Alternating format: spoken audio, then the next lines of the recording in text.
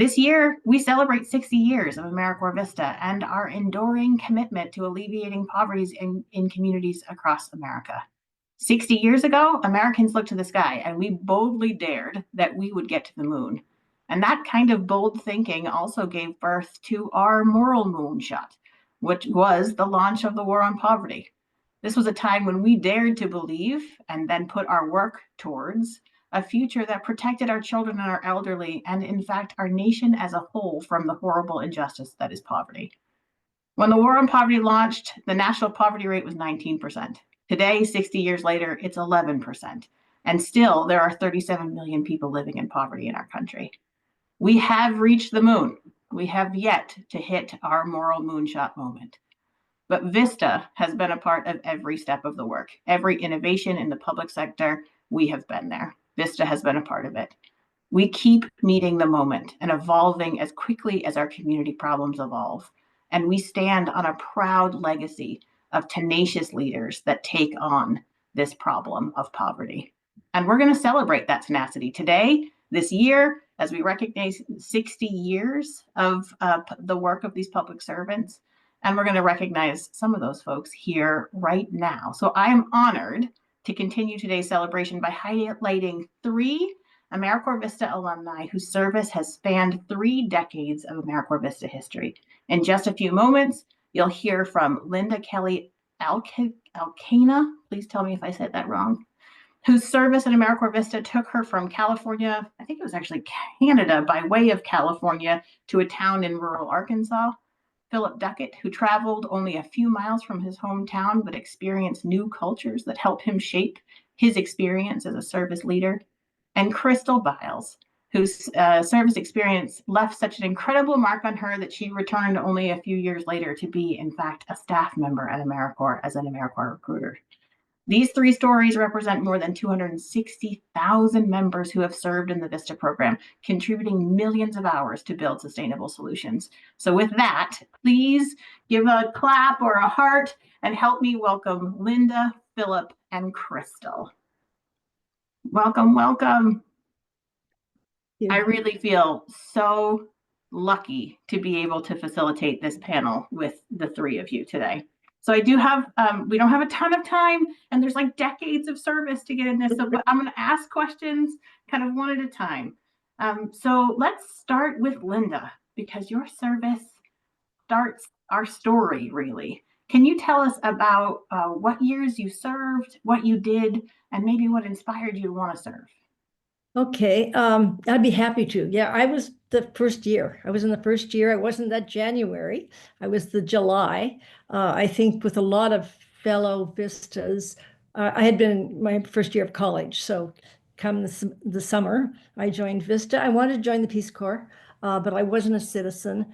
And Vista obviously was a good answer because I don't know, I had the sense that I wanted to do something, which was very, very powerful in the 1960s. A lot of people really wanted to do something.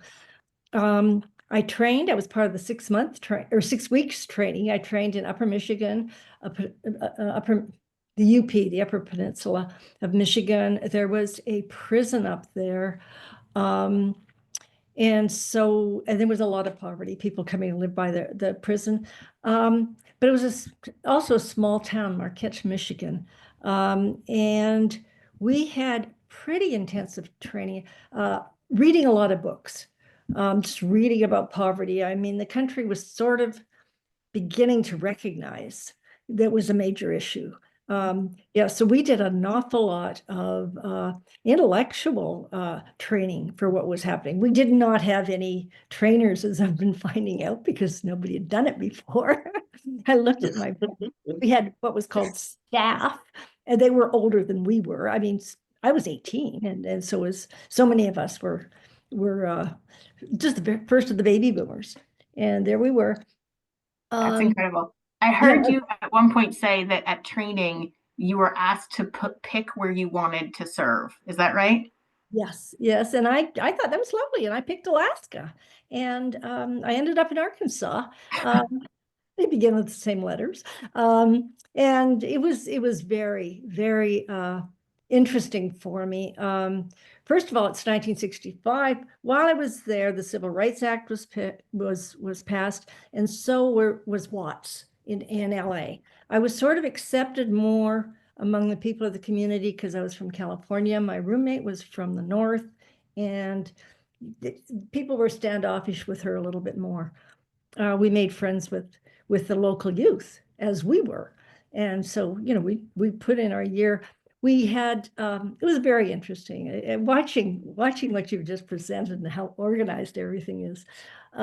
We were two 18-year-old girls who were dropped into the Ozarks and told to basically work our way out of poverty. The idea, work your way out of a job, save the world. We didn't have a car. Our training had been, mimeographed sheets, what to do. But we ended up making friends with the local community, and we worked during the summer. Oh, we also experienced humidity in the days before air conditioning, which was something else none of us could forget.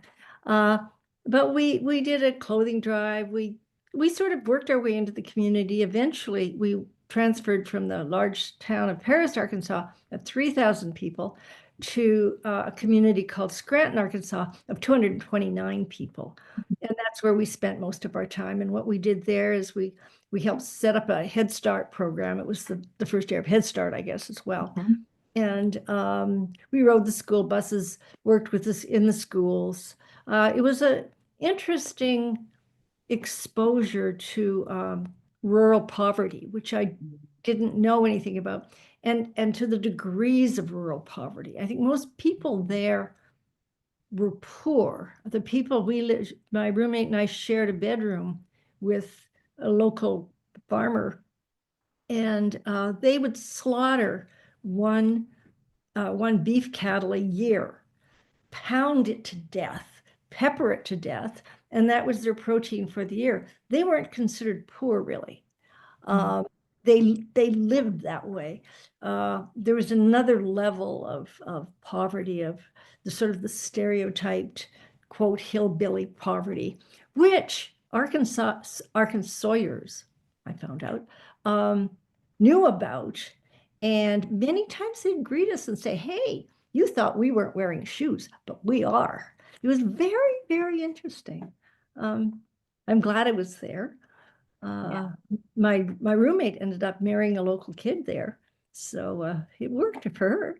There's so many stories of what we like tongue in cheek call Amera love, like people who found their significant other while they are in service. Crystal, I know there's a story from you, but I'm coming back to you. So let's keep going chronologically. So we were at 65. Let's go 77. Philip, can you tell me a little bit about how you first heard about VISTA and what brought you to want to serve in the VISTA program? Well, much like Linda, well, I actually was in the process of graduating from college, and armed with my training in sociology, I stopped by the Peace Corps, who was tabling at the University Commons area, and they said, well, maybe not exactly what we're looking for. Why don't you go next door to um, the VISTA program? And I'm like, okay. And they were very interested, and they sold me rather quickly.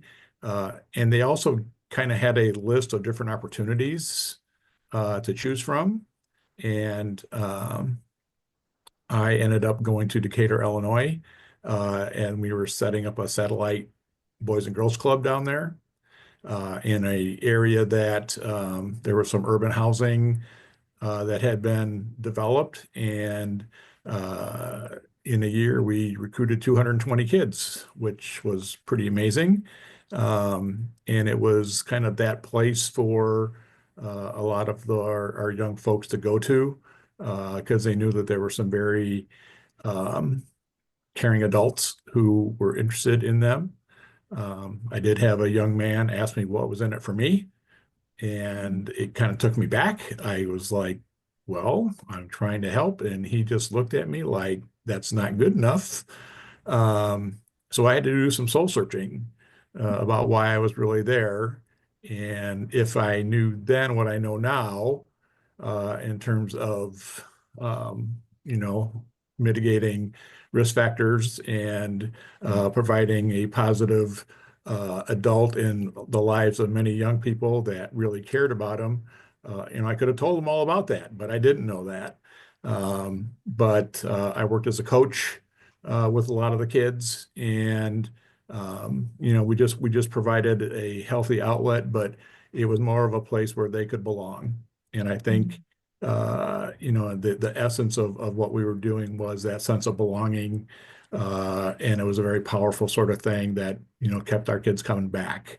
Um, so, you know, in terms of memories, I mean, I can still see these kids in my mind. I've got loads of pictures. I was writing in journals about the things. I mean, I could, you know, chapter and verse about, you know, the kids, my colleagues, who just, you know, really, really cared about making a difference down in Decatur, Illinois. And you know, I still have friends to this day from that group, and you know, it was a very special time and very formative for me. You know, I just felt like it really kind of set the course for who I uh, have become. So. Yeah. Philip, one of the things that I love about your story is that, you know, this formative experience in the 70s, right? And you said, like, if I had only known what I knew now, I might have said something different. And then your story actually continues because in 22, you decided to give it another go. Is that right? You did another term of service Right. with So us? I had retired in 2021 when I reached my magic social security, or my magic social security age number. And I was retired for several months, and I was looking at LinkedIn, and all of a sudden I saw a VISTA position open in Duluth, which was about 20 miles from where I live. And Duluth is where my son and his family live. And it was about substance abuse prevention. And I had been in the substance abuse prevention field for a number of years. And I thought I could do this in my sleep. You know, why not? You know, I want to make a difference for my grandkids. And I reached out. I barely made the timing. I think there were only a couple days left in terms of the recruitment time. Um, and little did I know that um, rather than addressing the substance abuse issues, which, like I said, I could have probably done in my sleep, I had the opportunity to become a VISTA leader. And that's where, again, years of experience of being a counselor and working with young people really came to fruition as well. Having just a terrific time working with uh, you know, people who had chosen to be Vistas and seeing them grow and being part of their development. Just, you know, I was a huge cheerleader, I think, in a lot of respects, but you know, I just genuinely enjoyed that year so much, watching them develop, watching them make contributions to the community, and watching them blossom. It was just a wonderful thing. So so that was the plan, was to start my career as a Vista and my career as a Vista. I thought it'd be a really nice bookend. Unfortunately, my boss here offered me a position, which turned out to be one of those things where I got to be a coordinator for the Vista program, which has been just as terrific as well. But in 5 days, I'm going to be retiring again. So kind of full circle, but very memorable. And I can't emphasize enough. I just see the real value in being part of a volunteer group to just really give of yourself and make that difference. Philip, I don't even know you very well, but I almost want to say, like, I'll believe it when I see it about your retirement. Your passion and your commitment to service and the idea of a bookend experience. Sometimes at AmeriCorps we joke when folks retire from here that, like, we're like Hotel California. like you can check out, but you're never going to leave, like that kind of situation. And there's a repeating refrain between Philip's story and Crystal's story, actually, about having a service experience and then coming back again. Crystal and I know each other. We served together in the Yeah. field liaison. So Crystal, can you tell us a little bit about your service experience and what led you to like take on a journey of national service? Of course, and you talk about my experience being similar to Phil, also to Linda's. Mhm. Maybe there's something just in our DNA that makes us want to serve. But my story was like very similar. I was getting ready to graduate from college. Um, I was working in at my university. They had like an office of community service. So I volunteered at some nonprofits. And as I was thinking about my career, I was like, I want to continue to, serve a community, serve my country in some way. Um, I looked at Peace Corps. It was just not an option. All of the Peace Corps volunteers that I talked to said yes. I went and served. I got, you know, malaria or different diseases. And I was like, oh, I don't know if I want to go across the world, but I know there's needs here in our country.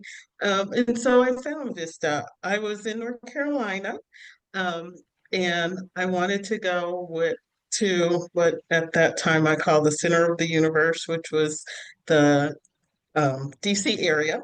And so I ended up volunteering at a literacy council, and I work with adults, adult literacy. And I really was fascinated or kind of in disbelief that there were adults who were functionally literate. They had good jobs, they were raising families, yet they could not read. And so that's what motivated me for that particular assignment. Um, Everybody kind of did the woo about the 6 weeks of PSO.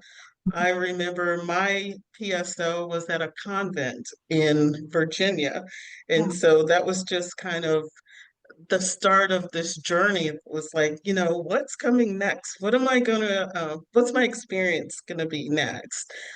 So I served. One of the stories that we had talked about, preparing for this was my literacy council. It was small, grassroots. It was in an urban area, but it was small. They had a small budget, and we were kind of a big deal because we had two offices, but one was just a small house in a neighborhood in Maryland.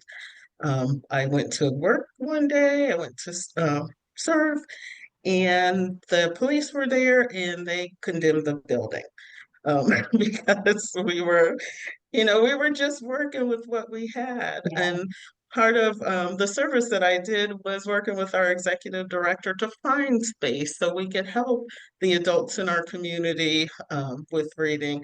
I learned the Laubach method because although I was doing the capacity building, you can't really serve unless you kind of know the work. And I remember I had a gentleman that I worked directly with to help him learn how to read. We graduated through some of the books.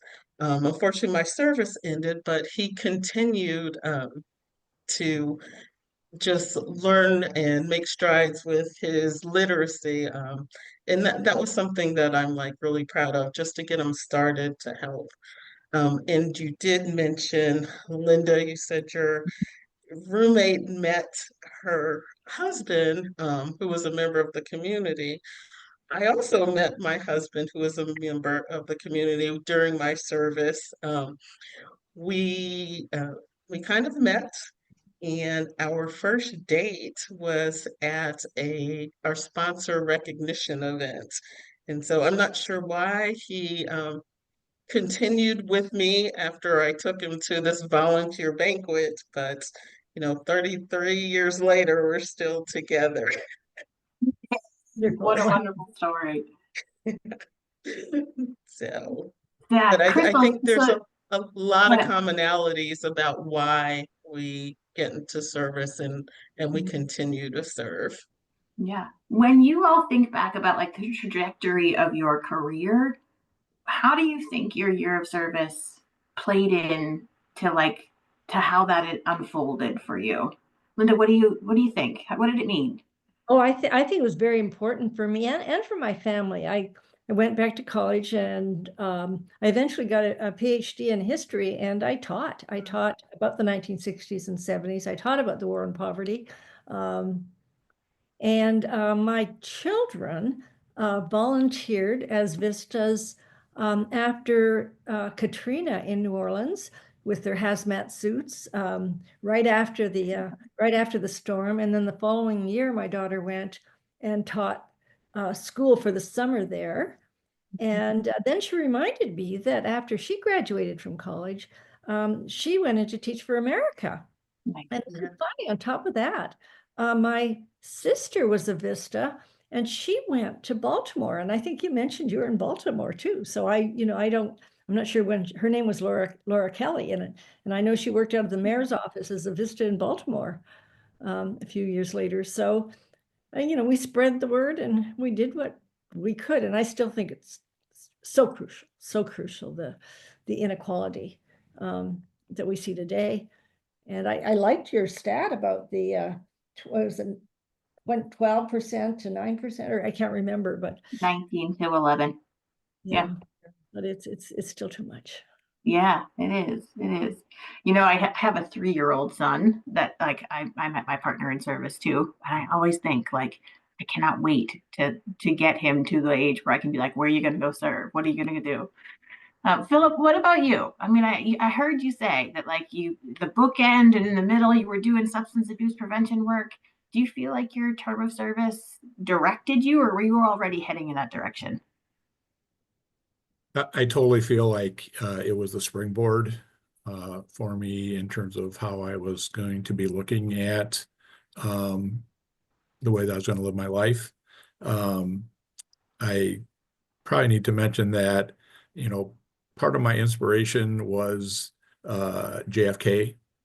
And when he asked us at his inauguration about um, don't ask what your country can do for you, ask what you can do for your country. I was a little bit younger when he said that, but those words have resonated with me for my lifetime. And I do think that a lot of what I have looked at, and when I look back on my career, there's been a lot of capacity building at the local level. And certainly the value of providing service.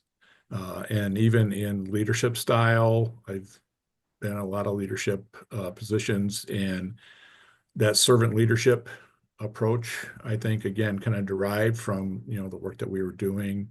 Um, so it certainly has continued to have an impact on my life. And as I'm looking at retirement, I'm still going to be serving on 3 committees that are addressing aging issues here in this area of Minnesota. So yeah, it's not full retirement sort of thing, but again, being having the capacity to contribute skill sets, knowledge, that sort of thing, with a lot of volunteer groups. You know, I still have a purpose. And I think that's part of what the Vista experience helped me with, was gaining a sense of purpose. And yeah, that's just real huge. Yeah. Your commitment and your purpose shines through so strongly. I'm not surprised at all that you've already got committee engagements. And I am saying that as someone who will retire in exactly the same way. I will be on every committee that's near us, because once you have that service bug in your DNA, it's part of who we are. So thank you for that. Crystal, tell me a little bit about the work that you did with AmeriCorps in the early days, because you were part of the service centers, right? Is that right? I was. Okay. Wow, you brought back a memory. So I finished my year. I got my dream job after I was done with my Vista service. But there was just a call for public service. When I came to the agency at that time, it was Action. And there was a call to recruit VISTA volunteers across the nation. That was pre-AmeriCorps. Um, and so I just answered that call because that's kind of what we do. Um, I served with the agency from Action to the Corporation for National Service. Didn't quite make it to AmeriCorps, but the AmeriCorps programs were there. When I left, I just feel a strong sense of community when I'm in community. And so right before I left the um, corporation, I was working with Maryland and Delaware, so I have a lot of love for Maryland and Delaware, but I came back to North Carolina where I started, and then COVID hit. And so I um, was looking for opportunity, and I thought, I've done a lot of capacity building. I want to serve my community in a different way. And what better way to do that than become an AmeriCorps member? And so we worked with organizations that were working on food insecurity during the pandemic, uh, just just in food distribution. And so it was just very meaningful. And I feel like all of the service opportunities that I have had, the work that I was able to do when I was with the agency, is invaluable. And it really is because, like you said, Maggie, it's a part of my DNA. Plus, you get to meet great people. I met Maggie while I was serving, and Kelly, and Barbara, and Rob. Yeah. And so you make just lifelong friends, and there's just something about um, being an AmeriCorps Vista and being able to say that I serve, that is so important.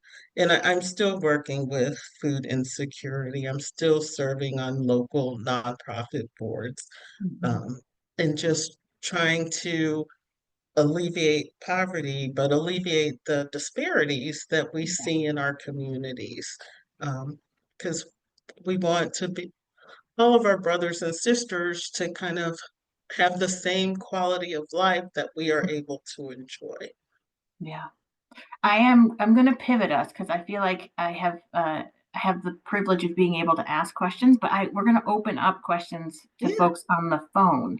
So I think I'm going to hand it to Rodney to help us open up questions. Is that right, Rodney? Are you with us? There Thank you you so are. much, Maggie. Yeah, and can we just in the chat and also with reactions show some love and support for Linda, Philip, and Crystal. Thank you so much for sharing your stories. Yeah. Just from a personal note, I'm a VISTA alum, and I'm just so grateful for your foundational contributions to the legacy of our program and for trailblazing, for the generations of VISTAs that are serving today.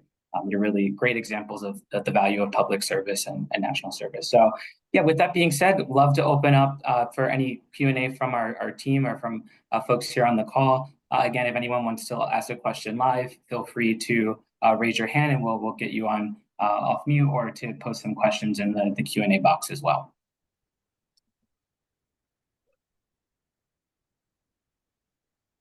LSI, do we have any live questions or raised hands?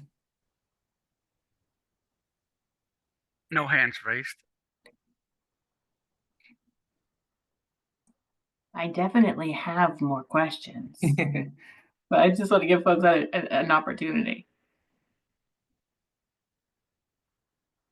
You're not seeing any questions come in the Q&A box yet, Maggie, so why don't you go ahead and we can see if any come in while. All right, I'm looking for I mean, I have them from my term of service, but like that moment in your term of service that's just going to always stay with you, that like hit you in the heart and hit you in the feels really hard.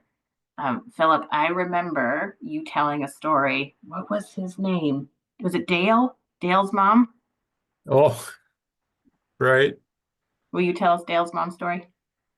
Sure. So I was a basketball coach, and this was with my younger team, and we had hosted a tournament, and we won the tournament. We beat some really good teams that came to play at our gym, and after we won, the kids were just real thrilled and having a good time. And, we were shaking hands with everybody. And my point guard, Dale Wiggins, walked up to me with his mother, and he played the game of his life. He was just outstanding, and I was so proud of him. Um, and he came up to me with his mom and he said, "Coach, I want you to meet my mom." And I mean, this was the most special person in his life. And it was such an honor for me that he thought that much of me and what we had done together. Um, God, I get choked up even thinking about it, how many years later. Um, but it just meant the world to me. And, she was very effusive of, the things that Dale would say about, "Oh, I was down at the Boys and Girls Club and Phil had us doing this." And she's, like, just, you're such a positive guy in Dale's life. And, you mean a lot to him. And, she was just very appreciative. And, but again, I mean, he was just, this outstanding kid that I thought the world of. And of course, he had a sister who was there too. And, she had to get on, find a way to be part of the team as well. So again, just the connections made. But yeah, you talk about, a heart pulling string. That certainly was one of the big ones for me. That's a beautiful story. Thank you for sharing it with us. Linda, Crystal, do you have one? We should probably have one more, and then I should bring us to a close. But any story that sticks with you? Not as heartwarming as Phil's, but surprise, just phenomenal surprise at being in the segregated South in 1965, and the whites only water fountains, and the nature of how that society was so old and so dug in, and shocking to me as a Canadian. And I learned a lot more about it, and then I taught about it, but it was just really shocking. Yeah, and we did have one question in the Q&A box, but I also know we're at time. So I think we can get that out to the team and try to get an answer for folks. But yeah, just want to thank you again. And I know Barbara also maybe wanted to come on to just clarify a question around the sponsor convening and make sure we had some questions around costs around that. So Barbara, I'm going to turn it over to you. Of course, thank you, man. This is some awesome webinar. I just got to say thank you all. There were questions about the cost of the sponsor convening that I mentioned a little while ago. It's free. The sponsor convening is paid for by VISTA, and we travel sponsors to and from the event. So I just wanted to say the word free out loud. Thank you all for letting me pop back on and have that moment. And again, thank you all for this panel. Wonderful. I appreciate it. You all put a lot of questions in the Q&A box. Just know we're answering some of those as you were writing them. So go back and look to the answered questions. Crystal, we didn't let you go. Can you give us, you got one of those from the heart stories? Like Linda, I don't have the heartwarming story that Phil said, but something that has just touched my heart was more working with the agency and having my vistas. I've lived in Baltimore for 10 years, and just seeing vistas on the street, coming up, saying hi, saying, I've enrolled in community college and I'm going to school now. Or I had a vista who during the Obama administration ended up with a invitation to the White House. And this is somebody who was reentering, had been to prison, who came out and was just trying to give back to his community, working on a VISTA project, serving others who are reentering. So it's just those moments that make you say, this is worth it, and we're all in this together. Oh, what a great way to bring us home, Crystal. Yes. You cannot fit 60 years of public service into 20 minutes. We did our best. I just want to say thank you, thank you, thank you. When I said that we stand on a proud legacy of some tenacious leaders that took on hard challenge, I'm talking about the three of you and 157,000 other people. That's bad math, but a lot of other people who have come before us with VISTA. So thank you all for, I can see your hearts and you're clapping, your reactions. I appreciate that. Thank you to our panelists.